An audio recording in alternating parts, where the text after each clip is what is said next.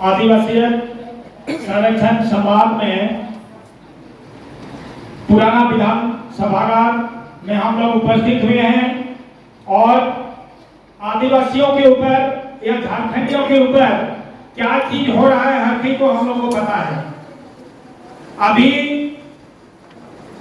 जैसे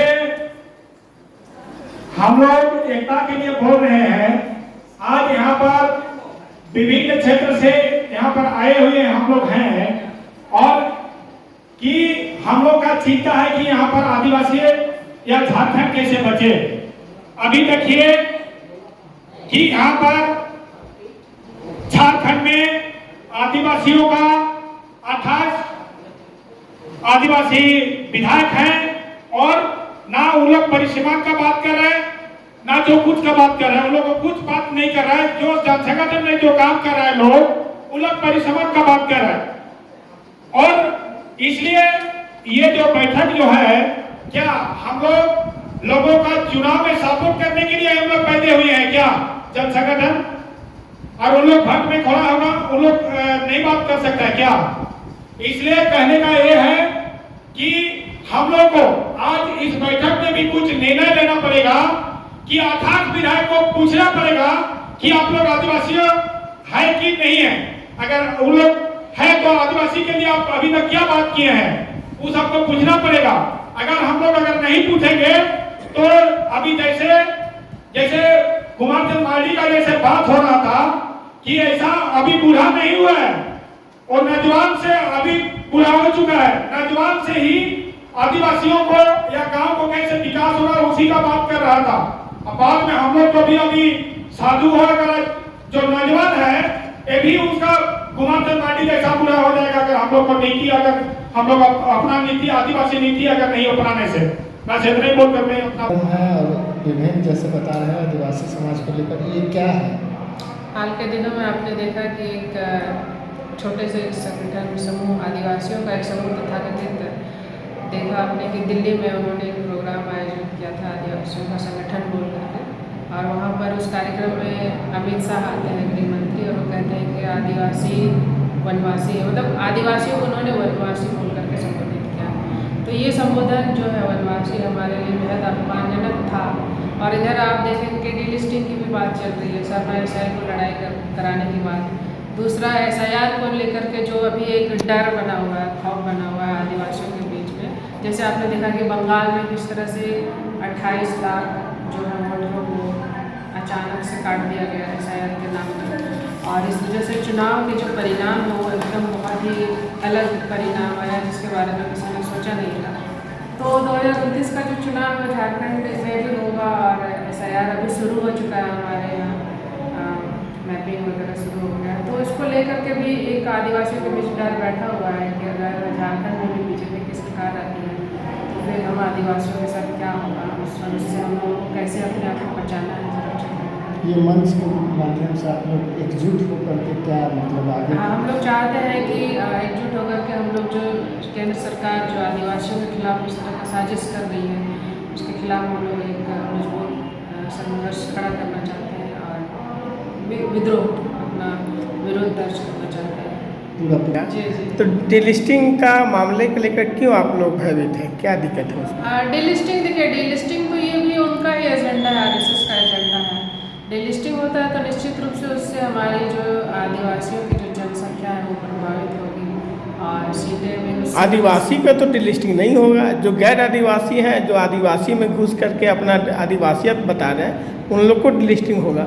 नहीं, कोई गैर आदिवासी जिनको डीलिस्टिंग करने की बात की जा रही है वो भी असल में आदिवासी ही है, लेकिन उनको तरह तरह का उन पर लांछन लगा करके उनको आदिवासी से हटाने की बात की जा रही है, तो उसका हम लोग विरोध कर रहे हैं। मेरा नाम रजनी मुर्मू है और मैं सरना समुदाय से हूँ और मैं डीलिस्टिंग का विरोध करती हूँ। ये हमारे लिए पूरे आदिवासी कम्युनिटी के लिए घातक है, आत्मघातक। डीलिस्टिंग का मुद्दा तो आदिवासी समाज से ही निकला है कि डीलिस्टिंग होना चाहिए। नहीं, आदिवासी समाज से नहीं निकला है। मैं वही तो कह रही हूँ कि आदिवासी समाज में कुछ बंधुवादी मानसिकता के लोग घुस गए हैं और उन लोगों ने आदिवासी का नाम लेकर, वही तो मैं कह रही हूँ, कोई दिल्ली में जाकर के मीटिंग करवाते हैं आदिवासी आदिवासी बोलने वाले लोगों को लेकर के चले जाते हैं, वहाँ से खड़े होकर कहते हैं कि वनवासी हैं, आदिवासी नहीं।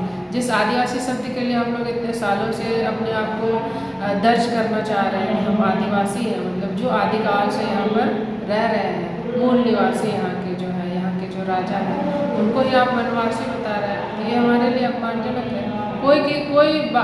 जिसके बारे में जिसको डिलिस्टिंग करने के लिए बोला जा रहा है वो बाहरी लोग नहीं है, वो अपने ही लोग हैं। एक आखिरी क्वेश्चन मैडम, ये बहुत बड़ा मुद्दा बन रहा है कि डिलिस्टिंग होगा तो आदिवासियत कम हो जाएगी, आदिवासी की संख्या कम हो जाएगा, पलायन बहुत बड़ी समस्या है, उसके लेकर कोई जिक्र नहीं होता है। हाँ, मैंने अभी अपने भाषण में वही कहा कि कुछ जो लोग हैं, है ना, कट्टर आदिवासी विरोधी लोग, वो मुद्दे से लोगों को भटकाने का जो प्रयास है वो कर रहे हैं। आदिवासियों की मूल जो समस्या है वो है नक्शापान, अशिक्षा, गरीबी, है ना, ज़मीन की जो लूट हो रही है एकदम बहुत तेज़ी से, बहुत ही थोक के भाव में ज़मीन की, उन सारी चीज़ों से ध्यान भटकाने के लिए ये सारी चीज़ें करवाई जा रही हैं। तो मूल समस्या तो हमारी कुछ और ही है कि डिलिस्टिंग का मुद्दा एक डर का माहौल अनावश्यक फैलाने की कोशिश की जा रही है। अपना मेरा नाम रजवी कुमारी है और मधुपुर महिला विद्यालय में असिस्टेंट प्रोफेसर समाजशास्त्री। जॉन सर, आज आदिवासी संरक्षण संवाद को लेकर आप लोग जुट हुए हैं पुराना विधानसभा में, क्या बोलना चाहिए इसके लिए?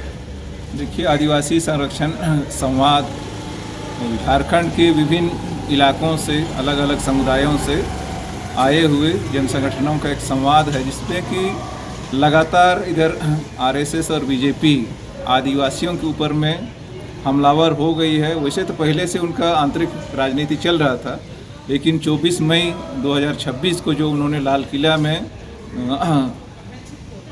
जनजातीय सुरक्षा मंच के बैनर तले एक राजनीतिक कार्यक्रम किया, जिसमें अमित शाह ने आदिवासियों को वनवासी कहा और सरना धर्म कोड नहीं मिलेगा उन्होंने क्लियर कहा, और सरना सनातन एक है, ये जो नैरेटिव सेट किया जा रहा है, जिसके चलते जो आदिवासी हैं वो लगातार खतरा महसूस कर रहे हैं कि हमारी पहचान को ख़त्म करके ये लोग सरना सनातन का नैरेटिव सेट कर रहे हैं, और हमारी जो आदिवासियत की पहचान वो आरएसएस कभी भी आदिवासी को आदिवासी नहीं बोलती है, बल्कि वनवासी बोल करके एक तरीके से उसका अपमानित करती है, और ये पहचान को मिटाने की साजिश का एक बहुत ही महत्वपूर्ण हिस्सा है। इसलिए आज हम लोग यहाँ एकत्रित होकर के उस नैरेटिव और इस तरह का जो हमारी असली पहचान है आदिवासी, उस पहचान को पुनर्स्थापित करने के लिए मतलब है ही, लेकिन और उसको जन जन तक पहुँचाने के लिए महाअभियान चलाने का हम लोगों ने निर्णय लिया। जॉन सर, मैं एक क्वेश्चन कर रहा हूँ, उसमें 3 क्वेश्चन है, अब उसका एक साथ जवाब दीजिएगा। पहला क्वेश्चन है कि आदिवासी समाज को सबसे बड़ा डर लग रहा है कि आरएसएस और जो बीजेपी का जो एक संगठन है उसे आदिवासियत को हटाने की बात कर रहा है। वहीं से एक आवाज़ भी उठता है कि कहीं न कहीं हमको जो है जो रूढ़िवादी जो प्रथा के जो लोग नहीं मान रहे हैं, कहीं न कहीं मिशनरी समाज से जो लोग हैं, तो हमारा धर्म को नष्ट कर रहे हैं आदिवासी समाज। और कहीं न कहीं देखा जा रहा है कि बहुत जगह पे क्या है कि आदिवासी जो लड़कियां हैं मुस्लिम से शादी करके वो कहीं न कहीं अपना ज़मीन को दुरुपयोग कर रहे हैं। उसके जो तो ये तीनों जो मामला जो है हिंदू, मुस्लिम, ईसाई का लेकर के, और कहीं न कहीं बीच में देखा जा रहा है तो आदिवासी जो समाज हो कहीं न कहीं वो बैकफुट पर आ गया है। इसके लेकर क्या बोलना आपका? देखिए, हम लोग जितना अपने जीवन में समय बिताए हैं उसके हिसाब से यदि हम देखें तो रूढ़ी और प्रथा को एक गलत तरीके से उसको पेश किया जाता रहा है। रूढ़ी प्रथा अगर सही में प्राकृतिक धर्म के हिसाब से देखेंगे या प्राकृतिक को मानने वाले के हिसाब से आप देखेंगे तो आज इसीलिए जल जंगल ज़मीन बचा हुआ है, खासकर आदिवासी इलाकों में, क्योंकि आज भी ये लोग जल जंगल ज़मीन को धरती माता, सृष्टिकर्ता सब कुछ मानते हैं, इसीलिए कभी उसका अपमान नहीं करते हैं बल्कि उसका सम्मान करते हैं। एक तो मुझे लगता है रूढ़ी प्रथा में ये आपको समझना चाहिए। दूसरा, जहाँ तक क्रिश्चियन हो गए हैं और वो रूढ़ी प्रथा को नहीं मानते हैं, ये भी एक तरीके का सिगुफा है, एक तरीके का वातावरण बनाया जा रहा है, क्योंकि मुस्लिम को टारगेट करने के बाद अब इनको क्रिश्चियन को टारगेट करना है। और झारखंड और छत्तीसगढ़ ऐसे जहाँ जहाँ क्रिश्चियन बेल्ट हैं वहाँ से भाजपा और आरएसएस को लगातार टक्कर मिल रही है। इसीलिए पिछला विधानसभा चुनाव में भी आपने देखा कि उन इलाकों में उनका कोई राजनीतिक एजेंडा नहीं चला। तो ये राजनीतिक खतरा महसूस करके इनको टारगेट किया जा रहा है। और जो महिलाओं के ऊपर में लांछन लगाया जाता है कि शादी करके वो लोग दूसरे समुदाय में जाते हैं और ज़मीन का दुरुपयोग कर रहे हैं, इसका परसेंटेज आप देखेंगे तो बहुत कम है। जैसे पिछले चुनाव के समय में गोड्डा और दुमका संथाल में जो एक माहौल बनाया गया था, लेकिन उसकी हकीकत हम लोगों ने फैक्ट फाइंडिंग में देखा कि कुछ लोग हैं जो बहुत कम संख्या में हैं और वो एक महिला होने के नाते उसकी भी स्वतंत्रता है कि वो किसी भी समुदाय के साथ में अपना संवैधानिक अधिकार का इस्तेमाल करते हुए शादी कर सकती है। लेकिन चूंकि टारगेट करना है, इसलिए महिलाओं के ऊपर में आसान है सेट करना, नैरेटिव सेट करना, जबकि ये बड़ा मामला नहीं है, हमको ऐसा लगता है। तो वही चीज़ को लेकर के हम बता रहे हैं कि तीनों जो मामला आपके साथ जो जुड़ रहा है, क्या तीनों अलग अलग है कि एक ही साथ देखा जा रहा है, क्या है? देखिए, आपका लक्ष्य एक ही है, बस इसको अलग अलग तरीके से फैलाया जा रहा है, अलग अलग तरीके से लोगों के बीच में भरमाया जा रहा है। टारगेट सेट है कि हमको राजनीतिक एजेंडा सेट करना है। अपना परिचय दीजिएगा। जेम्स हेरेंज, मैं आदिवासी अधिकारों के रूप में कार्य करता हूँ।